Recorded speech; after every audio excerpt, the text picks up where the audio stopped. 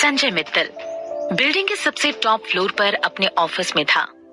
Office के कमरे में काफी डिसेंट सा ब्लैक एंड व्हाइट फर्नीचर नजर आ रहा था।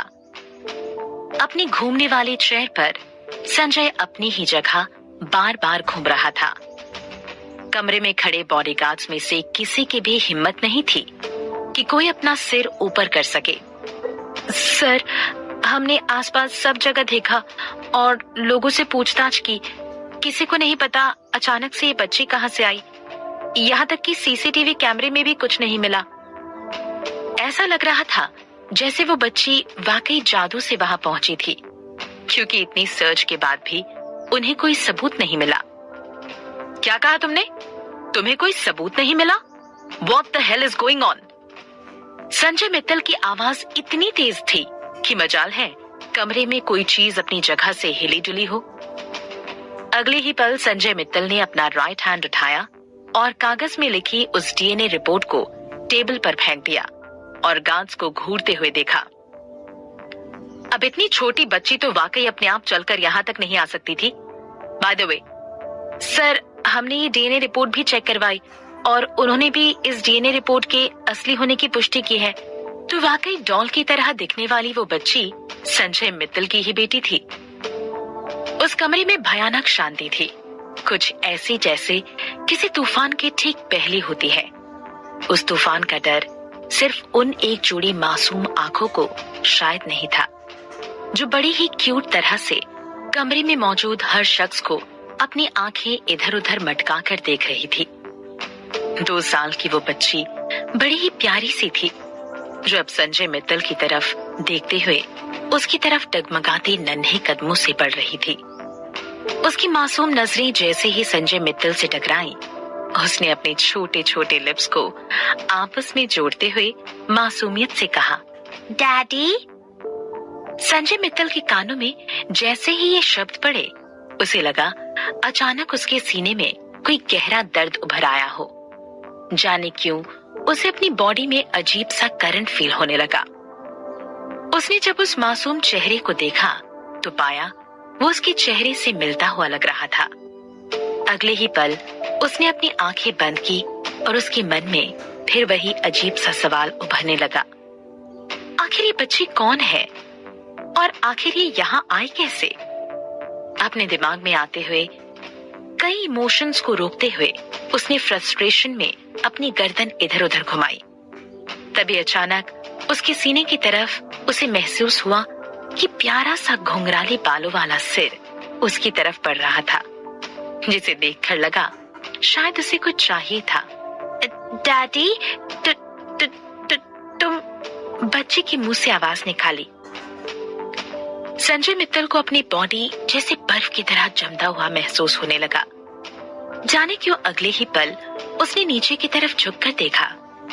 इससे पहले कि वो कुछ रिएक्ट करता, उसने देखा कि वो मासूम सी बच्ची अब उसकी गोद में चढ़ने की कोशिश करते हुए बार बार उसकी उंगलियों को काटने की कोशिश कर रही थी। आउच! 2 साल बाद। ड्राइवर, यही हॉस्पिटल के पास ही रोक दो।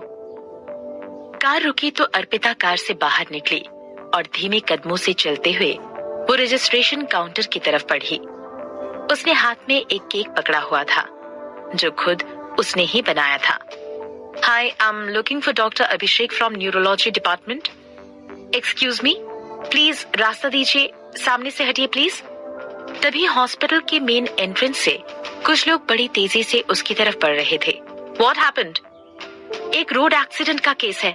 कुछ लोगों ने जैसे तैसे घायलों को हॉस्पिटल पहुंचाया है। इमरजेंसी केस है, सबकी हालत खराब है। सबसे बुरी हालत तो एक छोटी सी बच्ची की है। एम्बुलेंस से निकले पहले डॉक्टर ने वहां खड़े नर्सेस को सिचुएशन समझाया। एक्सीडेंट के बारे में सुनकर अर्पिता का सर चकराने लगा। एक 4 साल की बेबी स्ट्रेचर पर लेटी हुई थी। उसने व्हाइट कलर का सुंदर सा ड्रेस पहन रखा था, जिस पर अब ढेर सारा खून लगा हुआ था। उस मासूम बच्ची का चेहरा जैसे किसी सफेद कागज की तरह और उसका शरीर किसी बॉल की तरह गोल मुड़ा हुआ नजर आ रहा था। हालांकि अर्पिता अभी तक उस बच्चे की पूरी कंडीशन देख भी नहीं पाई थी कि उसके सीने में एक अजीब सा पेन हो रहा था।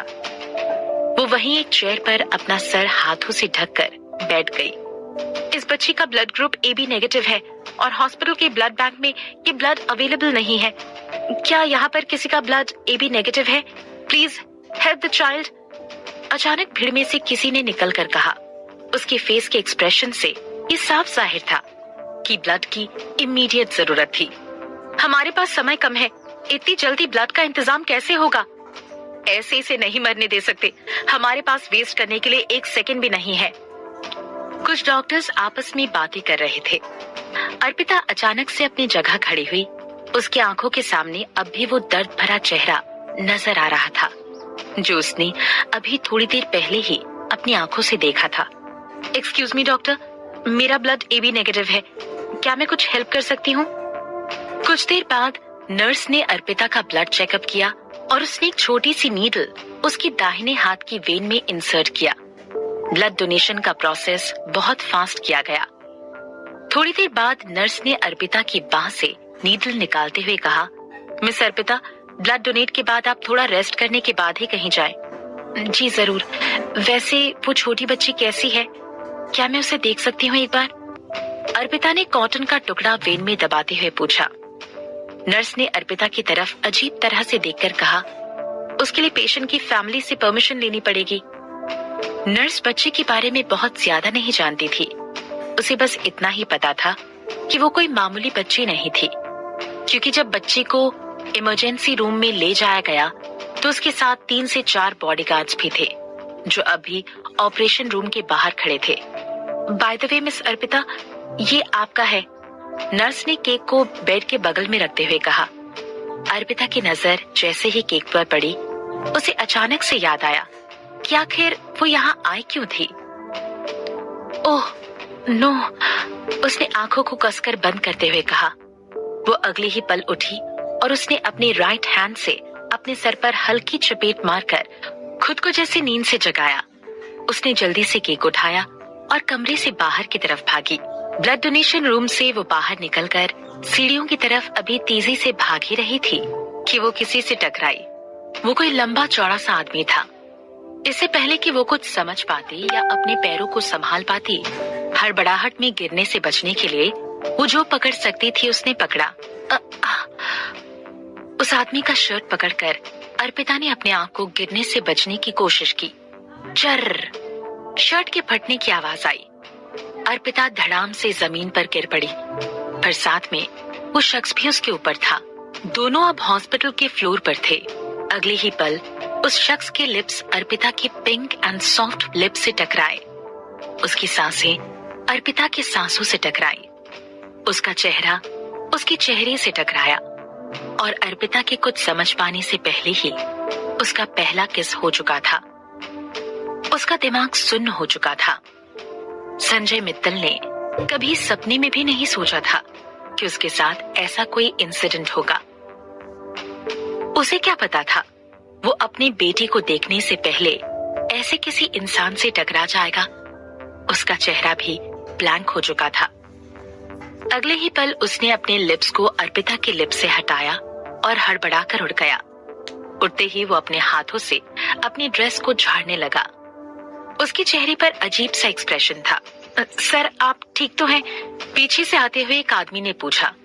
दरअसल वो संजय मित्तल का असिस्टेंट था, जिसने अभी अभी अपने बॉस को एक लड़की के ऊपर गिरते हुए देखा था, और ये भी कि उसके बॉस जो लड़कियों को पास भी नहीं फटकने देते, और अब ये भी उस लड़की ने उसके बॉस को किस भी किया था। हेलो मिस्टर, नीचे तो वो लड़की गिरी थी, तो तुम्हारे बॉस को कैसे चोट लगी? हॉस्पिटल में एक बूढ़ी औरत ने संजय के असिस्टेंट को कहा। सिचुएशन को संभालते हुए अर्पिता ने उठकर अपने चकराते हुए सिर को संभाला, लेकिन अर्पिता को कुछ देर बाद समझ आया कि उसके हाथ तो खाली हैं। इस बात से वो शॉक में आ गई। उसने अपने इधर उधर देखा। उसका लाया हुआ केक फर्श पर बिखरा पड़ा था। My cake! अपने इतने प्यार से लाए हुए केक को फर्श पर पड़ा देखकर अर्पिता को बुरा लगने लगा और वो उसे समेटने में लग गई। इतनी बुरी तरीके से गिरकर उसके केक ने अपनी पहचान ही खो दी थी।